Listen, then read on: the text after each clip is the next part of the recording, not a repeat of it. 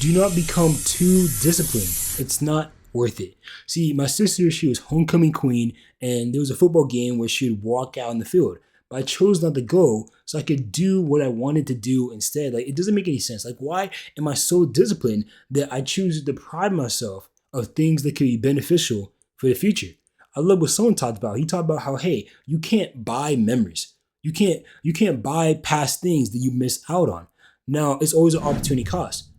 Christopher Hitchens said, in life, we must choose our future regrets because everything has a regret to it. Going to the football game with my sister, homecoming queen, I could have saw her, could have made memory, and supported her.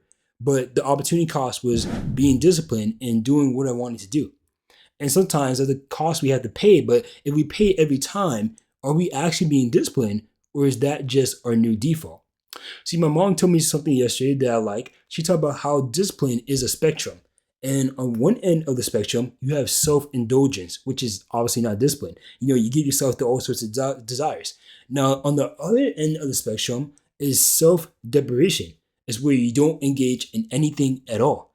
And some people think that is discipline, when in reality, you don't even have to be disciplined to have the outcome of that.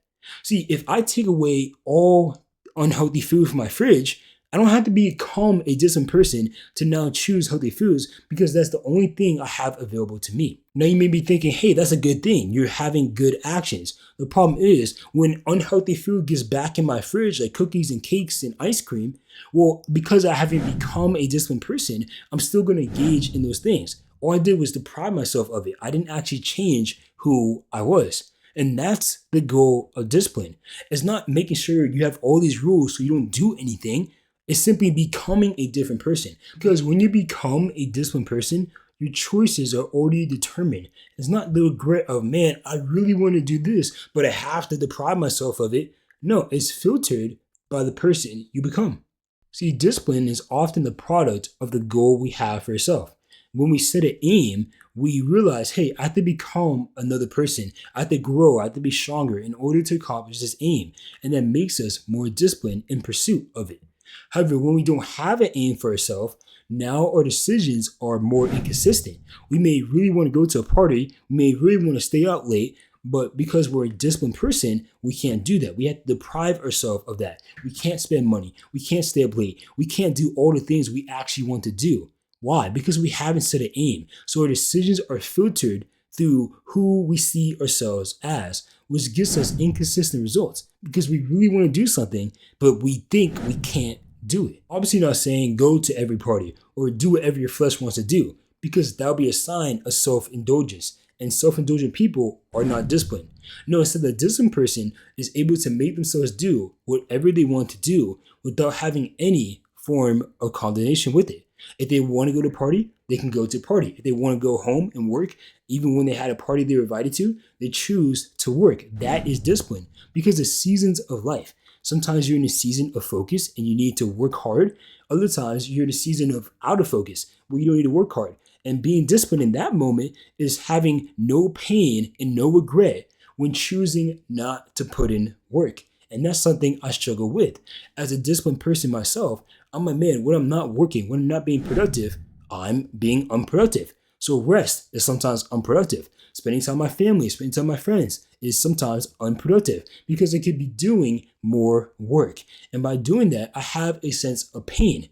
I'm like, man, I really could be getting better right now. I really could be doing something else right now. But like in the reality, what am I actually chasing? Like I didn't have an aim necessarily I was chasing after sometimes when I'm doing that. So I'm just having the pain that comes from being the disciplined person and I'm missing out on what I actually want to do and having pain when I actually do what I want to do. Like when I spend time with my friends, I pain about, hey, I could have done more work. That is becoming too disciplined. That is coming self-depriving of yourself. Because life, you should enjoy your life. It's not just forcing yourself to work. Like we're blessed in the 21st century, as a black man, at least I am blessed to not have to put in work all the time.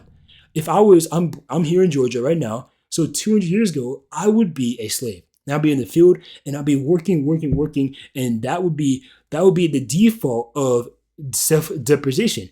I'll be a disciplined person because there's no other option. But I have options now. I don't have to work like that. And because of that, I shouldn't have to feel pain by not having to do what I will not to do. On the other side of that, it also gives me a frame of the work I could be putting in. See, the slaves worked, other than Jewish slaves, they had to work 7 days a week.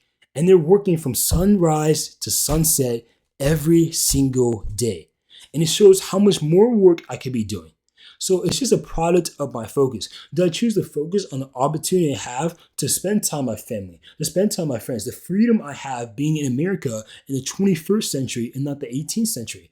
Or do I choose to focus on their mindsets in the sense that they were able to work for so long and still sustain that level of effort day after day after day? And the side you choose to focus on depends upon the season you are in.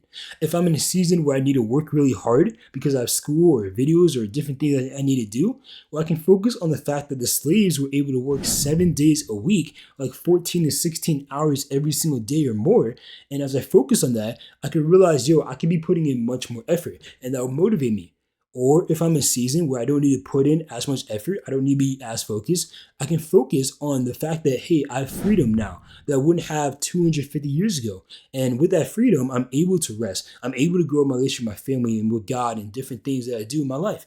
By having that frame, I'm now motivated to do those actions. But if I don't have any goal in mind, well, now my actions are inconsistent. I feel more pain because I become too disciplined and I'm depriving myself of stuff I actually want to do. So what should I actually do with this information, with these different viewpoints that I saw through this video? Because sometimes, especially disciplined people, we listen to podcasts, we listen to all these motivational videos, we do all these things, but we don't actually get anything from it in the sense that we don't apply anything. So why even watch the videos in the first place? So I want to give you some application that hopefully this will help you in your life. The first is, it's not wrong to actually be too disciplined if you enjoy being disciplined. Like, I love working hard. I love just having days where I can lay my head in a pillow and say, man, I put in work. And that gives me a sense of just fulfillment in that. So if you enjoyed that, don't have condemnation for not doing what society says and says, hey, you should have a day off. Hey, you should go spend time with your family and do it. You don't have to do that if you don't enjoy doing that. So that's the first application. Hey, you love work. You can continue to work. The second application is, if you're like me and you're feeling pain about working instead of doing something else, maybe you just need a day off. Maybe you need to make the choice to say, hey, I'm going to this party. Hey, I'm going to see my sister go on the football field at homecoming game because that's something I actually want to do. I don't have to stay disciplined every time. Because the reality is, if you are a disciplined person like that, and to the point where you're feeling pain whenever you have to not be disciplined, you probably deserve a rest day. You're probably working hard enough to where a rest day is beneficial for you. Where doing that is beneficial for you because you're having more energy you can now spend upon work when you're not using constantly on work. Now, my third piece of advice is on the other end of the spectrum. Don't be too self-indulgent. If you can't make yourself do the hard things, you can't make yourself work, it shows that you are lazy. So what should you do? Well, you have to become a disciplined person. And one way to do that is by setting an aim, because that will motivate you to put in the work it takes to accomplish that aim. But you may be thinking, hey, just setting a goal is not enough. Many people set New Year's resolutions and they fail by January 21st. So what do we need to do? Well, we need to have a established why. Why are you going after this outcome that you want to seek after? And some whys are very beneficial, like your family. If you knew that your family could not eat unless you work and make money, I'm sure you'd be motivated to make money. So I love a proverb, Proverbs 16, 27, I think 26. It says, the person who labors for himself, for his hungry mouth drives him on. See, the person may be lazy, he may be focusing on the benefits he has of freedom and he doesn't want to put in work. However, because he's hungry, because he has a why, he's going to labor. In the same way, when we have a big enough, strong enough why to why we want to accomplish what we want to accomplish, we're going to become the person to seek to accomplish the thing we're going after. Now, another thing we can do is just simply make a decision. So many people set choices in life, and a choice is different than a decision. A choice is saying pick one. It's saying, hey, I want this in this moment, but you're not committed to it. You're easily going to change positions depending upon how you feel. A decision is different. A decision is saying, hey, I'm going to be committed to this regardless of how I feel. regardless of what circumstances come in the next hour or two or days or weeks, I'm going to stay in what I said I was going to do. So set a decision to set your aim and not just a choice. And that also give you more motivation. Now, the next thing we need to do is when we are working, be present. Work with all your might. Choose to do it the best you can and do it not just for yourself, but for the glory of God. At the same time, when you're not working, don't be so focused upon work. Try not to think about work. Try to be present in that moment and enjoy your time away from work. And they'll also help you to not be too disciplined, help you get better outcomes. So those are my 4 pieces of applications. Hopefully it helps anyone. And thank you guys for watching. Just do not become too disciplined. At the same time, make your own choices. It's your life. Whatever you want to do, choose to do, but do it for the glory of God and do it with your might. And they'll also help you get better outcomes. So thank you guys for watching. If you like this video, feel free to subscribe, bro. Subscribe if you made it this long in the video. Thank you guys for watching. Once again.